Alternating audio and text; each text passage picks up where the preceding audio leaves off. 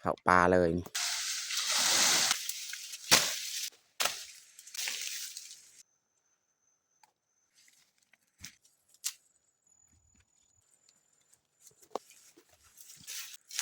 เลย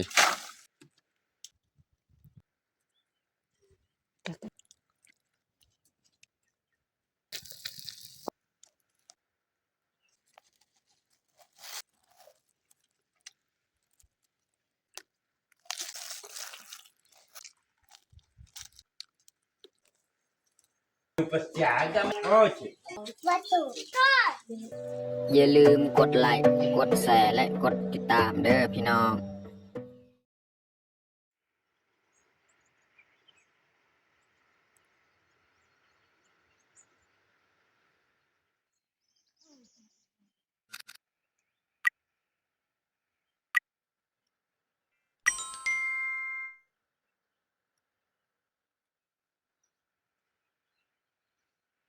ครับสบายดีแล้วก็สวัสดีเบิร์ดสู่ครูสุคนยินดีตอนรับเข้าสู่ซองบาวยึงแล้วก็สำหรับมื้อนี้แม่นข่อยสีพาเมียเข้าไปตัดดอกแคมอันนี้ก็เขาเจ้านี่ตัดคายจากเท่าใดมือแล้ว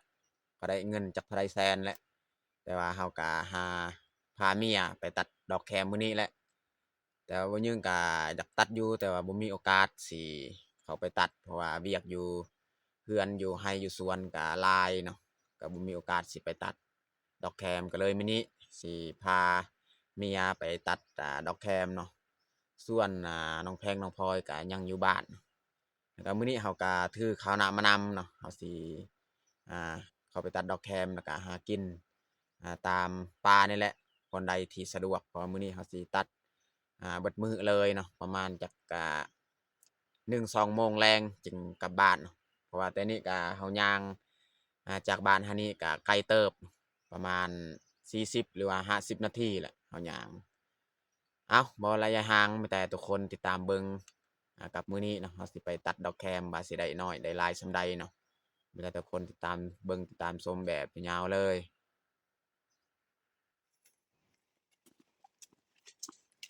ตอนนี้เราก็เดินทางเลยย่างไปตามทางนี่แหละแต่นี่ก็ยังไกลอีกเราสิไปหาตัดแคม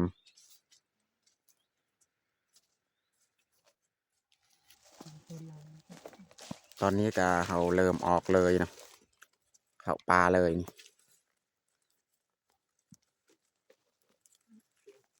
บ่ฮู้ว่าสิได้หรือบ่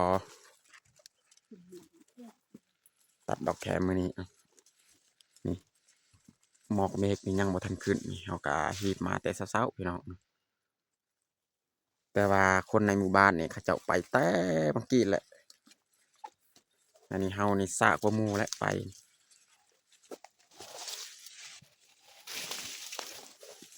นี่พี่น้องกระทงชาวบ้านปะน่าจะแม่นเข้าเจ้าปะเข้าอยู่นี่แหละเขาเจ้าลงไปตัดอยู่ลุมพุ่นเขาก็นำไปเลยนะ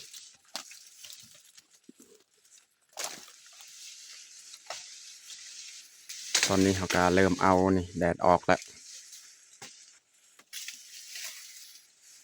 เมียมันอยู่ลุมนี่แหละเขาตัดเลยนี่เมียเอาอยู่ลุมอันนี้ก็แม่นคนในหมู่บ้านเฮาคือกันนี่หลายคนเขาจะเอาพูดทั้งเทิงอีก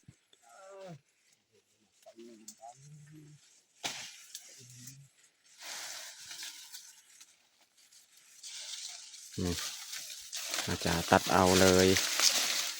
แต่ว่าดอกแคมอันนี้มันบ่ค่อยงามบ่ค่อยดกบันได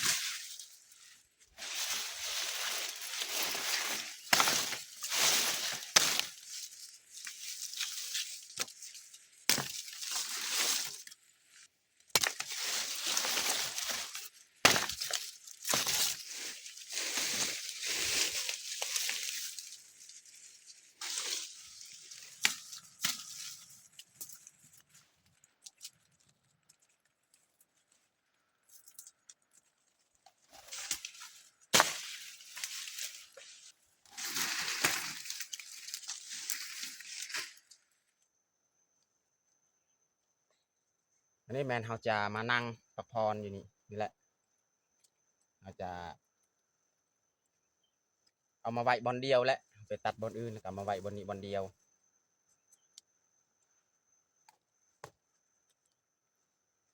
ยามเช้านี่เย็นบัดยามเที่ยงนี่ฮ้อนแห้งอีก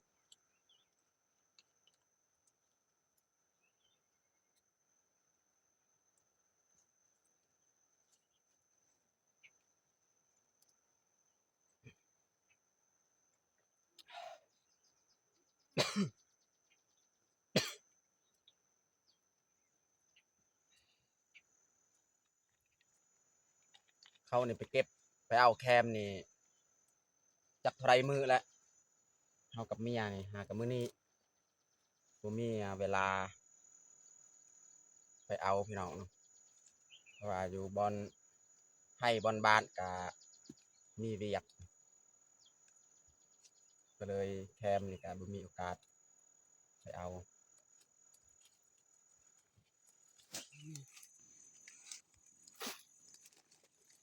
นี่เมียจะ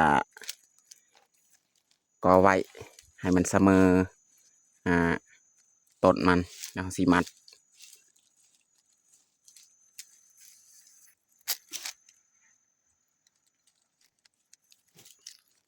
อันนี้ก็มัดหนึ่งอีกนะอันนี้มัดหนึ่งน่าจะประมาณ3 มัดนี่แหละเอาได้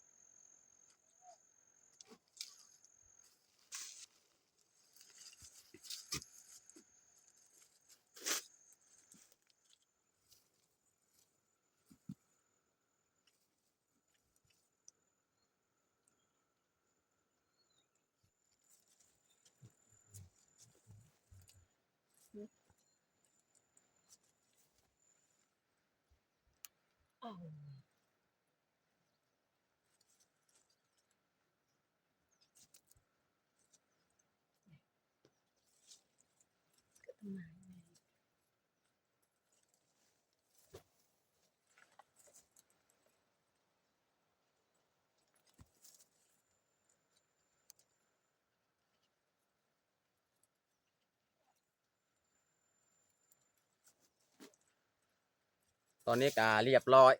เอามัดเนาะนี่เอา5 เสือกเฮ็ดบอลเอาเจียนนี่เขาก็สิกลับไปพุ่นเนาะไปซอกเบิ่งบอลที่พักเอาสิเฮ็ดกินเฮ็ดยากเนาะถ้าว่าเบิ่งสภาพมันบ่คักบ่แน่ก็บางทีนี่สิกลับบ้านอีกถ้าว่ามีบอลสถานที่ที่มีน้ำนี่บางทีเขาจะพักผ่อนกินข้าวกินน้ำก่อนวันนี้เขาสิย่างกลับเลยเนาะ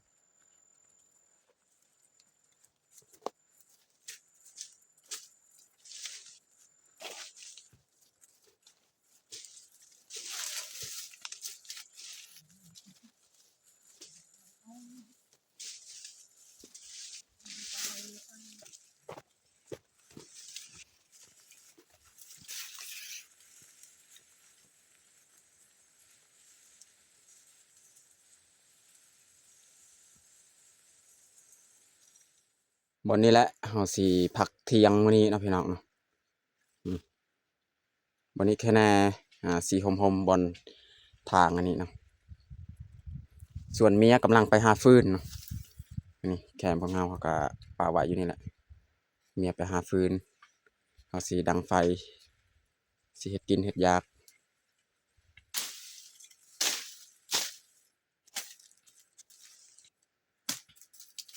นี่ทางบอลสิดังไฟ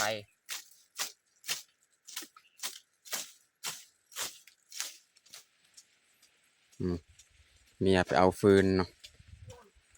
นี่บอลนี่แหละสิดังเลย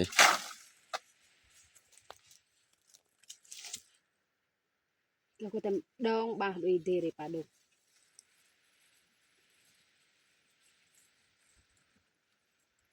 Song saan.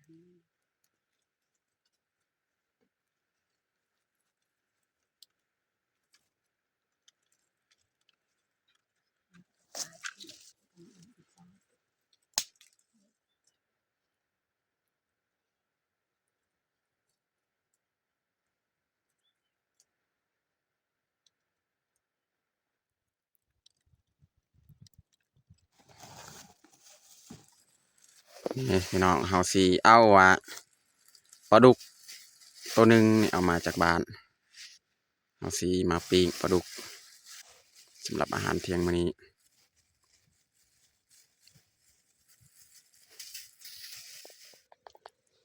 เราจะขูดออก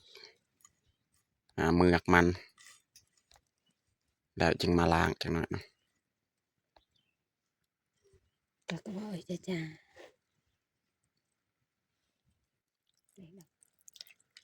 นี่เขาจะทำความสะอาดเนาะ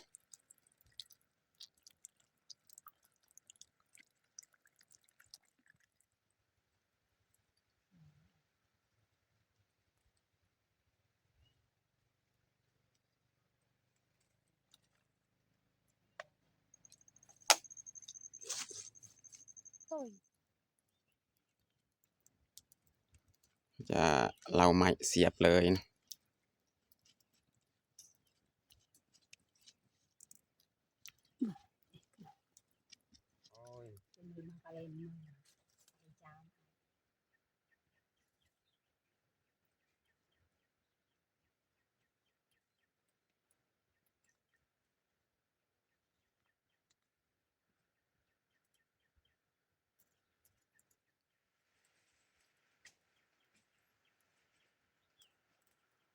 มีอันนี้ลงไปตัดแคมนี่ตัดดอกแคมปล่อยสีปิ้งปลาดุกทะเลย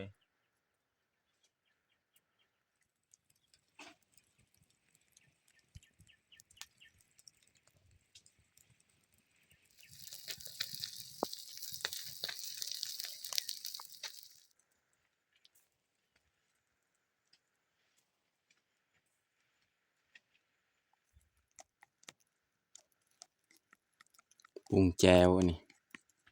แจวตำมาแต่บ้านเรียบร้อยแล้ว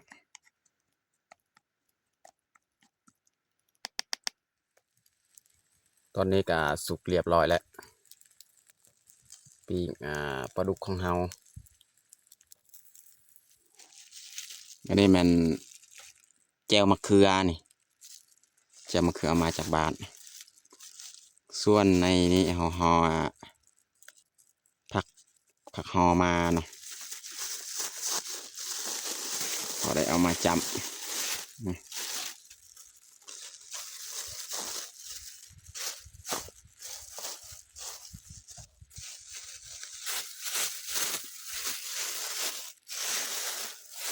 ข้าวมันต้นนี่มีอากามาแต่ไปตัดแคม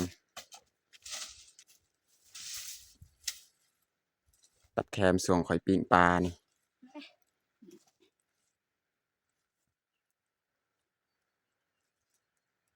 สุกเรียบร้อยแล้วพี่น้องปิ้งปลาของเรา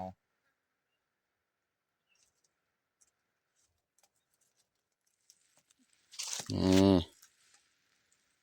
ปิ้งของเราสุกเรียบร้อย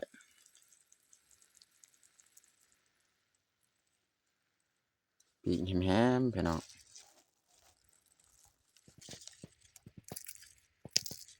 ถอดออกจากไม้เสียบ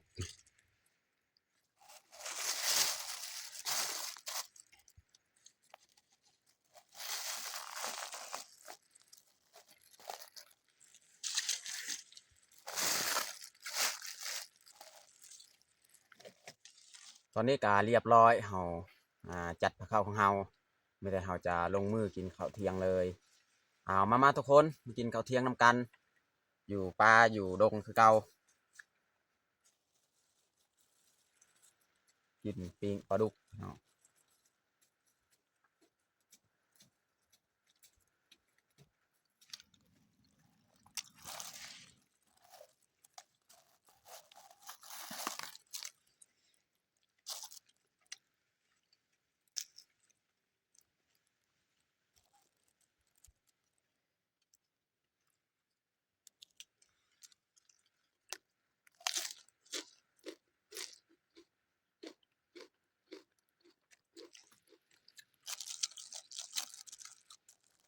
แจ่วมะเขือนี่พี่น้อง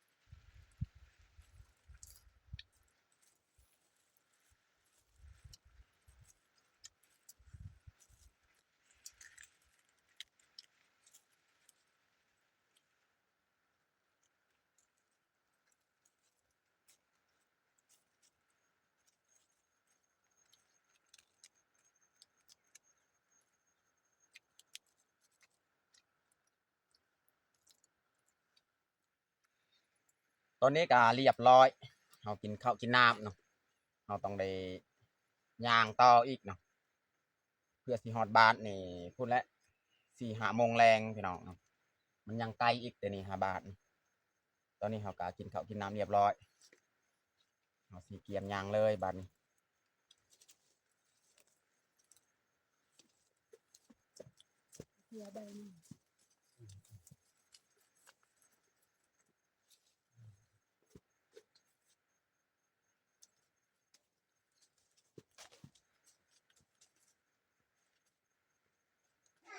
มาดูปัจจัยจะไม่ทำไมแล้วก็ใส่คน ตอนนี้เฮาก็มาฮอดบ้านเนาะ ไม่ดูแลลูกฟังเอาจอยลูก นั่งลิฟต์แทนเลยเนาะ ทำไมอายุมันอยู่อย่างนั้นได้เลยไม่งั้นเต้ จะแบบตั้งเอามากเยอะโอ้ชิ